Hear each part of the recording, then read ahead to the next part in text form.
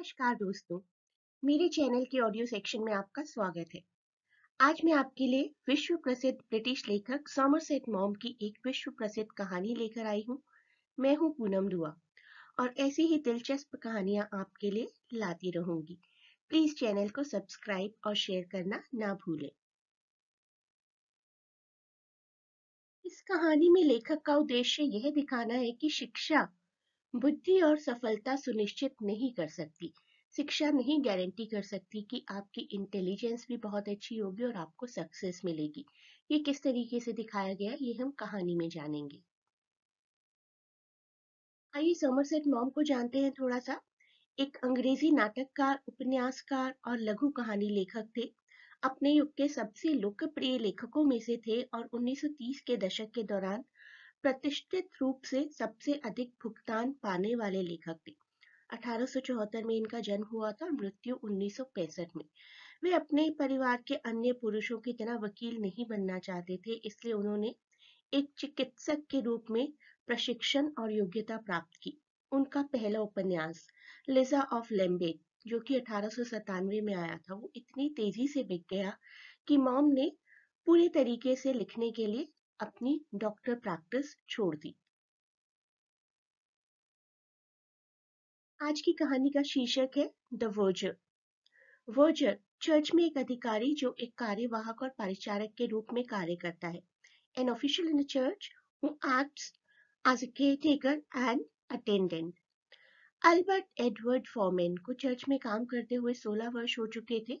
उस दिन दोपहर में नामकरण समारोह था। वर्जर ने अपना दूसरा सबसे बेहतरीन गाउन पहना था। उसे अपने गाउन पर बहुत गर्व था। पुराने गाउन को बहुत संभाल के रखा था। नामकरण के बाद वे चर्च की सफाई में लग गए। चर्च में एक नए विकार की नियुक्ति हुई थी। विकार वह व्यक्ति जिन्हें हम हिंदी में पादरी कहते हैं। पादरी जो चर्च और चर्च के साथ लगे क्षेत्र के निवासियों का ध्यान रखते हैं। चर्च में एक बहुत ऊंचा ओहदा होता है। वे विकार 40 वर्ष के थे और वर्जर उन्हें पसंद नहीं करते थे। वे अपने पुराने विकार को याद करते रहते थे क्योंकि नए विकार हर चीज को अपने कंट्रोल में रखना चाहते थे। नए विकार की एक खूबी थी, जब वे किसी रोते हुए बच्चे को अपनी गोद में लेते तो वह बच्चा चुप हो जाता और इसी बात की तारीफ सुनना विकार को बहुत पसंद था। नए विकार ने वर्जर को वेस्ट्री यानी गिरजाघर में मिलने के लिए कहा क्योंकि उन्हें वर्जर से कुछ बात करनी थी। जब वर्जर वेस्ट्री में पहुंचे तो वहां पहले से मौजूद दो चर्च वार्ड्स को देखकर हैरान रह गए और सोचने लगे, ये यहाँ क्या कर रहे हैं।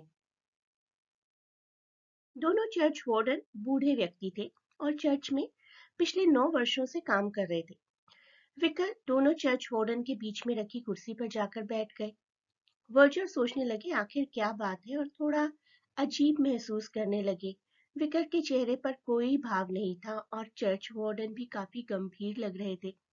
वर्जर सोचने लगा शायद उसने ऐसा कुछ किया है जो इन्हें पसंद नहीं आया। वर्जर ने सेंट पीटर्स चर्च में काम करने से पहले भी बहुत काम किए और उन कामों में उस पर कभी कोई आरोप नहीं लगा, इसलिए वर्जर उनके सामने निडर बनकर खड़े रहे। अब विकार ने वर्जर से कहा वह उनके काम से खुश है, पर उसे यह बात जानकर बड़ी हैरानी हुई कि वर्जर पढ़ लिख नहीं सकता। इस बात पर वर्जर ने कहा पुराने विकार को इस बात का पता था और उन्हें इससे कोई एतराज नहीं था। नए विकार ने कहा तुम 16 वर्षों से बिना पढ़े लिखे चर्च में काम कर रहे हो।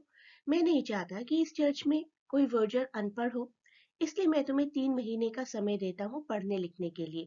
विकार ने कहा अगर तुम इस 3 महीने में पढ़ना लिखना सीख लेते हो तो तुम इस चर्च में काम कर सकते हो, अन्यथा तुम्हें इस्तीफा देना पड़ेगा।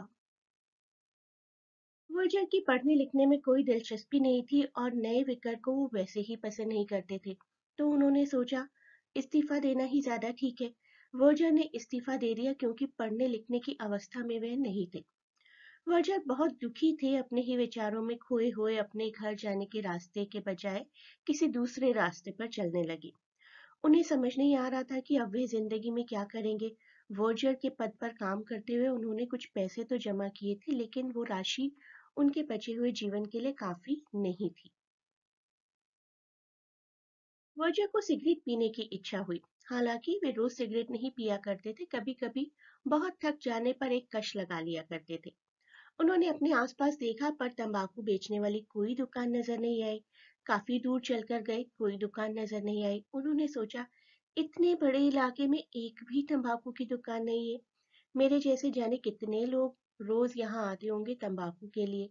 वे अपने घर गए और चाय पी, और उनकी पत्नी ने कहा, वे इतने शांत क्यों बैठे हैं आज? उन्होंने कहा कि वे कुछ सोच रहे हैं। अगले दिन वे उस जगह पर फिर गए और एक दुकान किराए पर ले ली और तंबाकू, सिगरेट और अखबार बेचने लगे। उनकी दुकान काफी अच्छी चलने लगी। उन्होंने एक और दुकान खरीदकर वहां पर मैनेजर को नियुक्त कर दिया। अब उन्होंने ऐसी जगहों की खोज करनी शुरू कर दी जहां एक भी तंबाकू की दुकान नहीं थी। जब भी वो थोड़ा सा भी खाली होते, पूरे शहर की सैर पर निकल जाते और ऐसी लंबी लंबी सड़कें खोजने लगते जहां पर तंबाकू की दुकानें नहीं हैं। वे नई नई दुकानें खोलने लगे, नई दुकानों के लिए मैनेजर्स नियुक्त करने लगे और इसी तरीके से अपनी दुकानों को चलाते थे। 10 सालों में उन्होंने कुल 10 दुकानें खोली और वे बहुत पैसे कमाने लगे। अल्बर्ट अपने अधिकांश पैसे बैंक में जमा कराने लगे।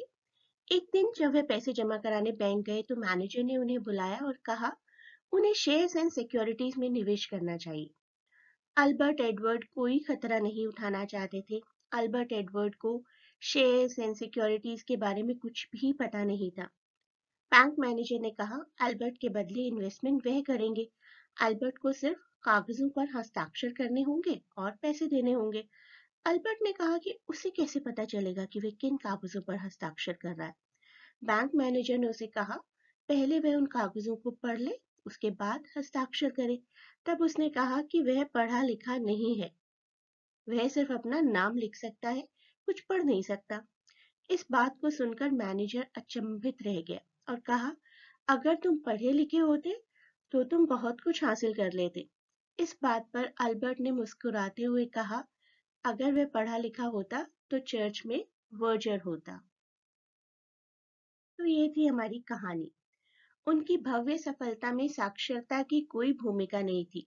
हाँ, यह सच है कि यदि वर्जर साक्षर होते, अर्थात उन्होंने पढ़ने लिखने या सीखने के लिए हाँ कर दी होती, नए विकार के आदेश को स्वीकार कर लिया होता, तो अभी भी वे एक वर्जर होते।